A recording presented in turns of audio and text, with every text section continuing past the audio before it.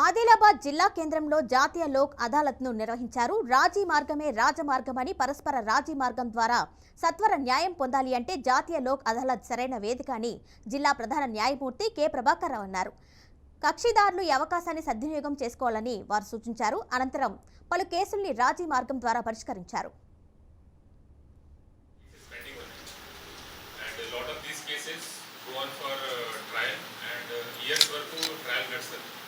కానీ this system very efficient one step process dispute redressal.